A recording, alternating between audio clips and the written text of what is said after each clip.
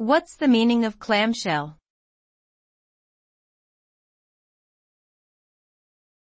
Clamshell.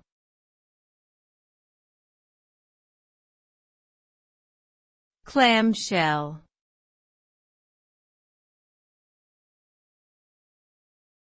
Clamshell.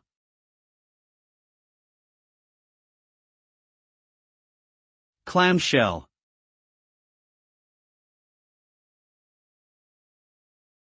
Clamshell refers to a type of container or device that consists of two hinged sections, much like the shell of a clam. This design allows for easy opening and closing of the container or device, often in a way that resembles the motion of a clam's shell.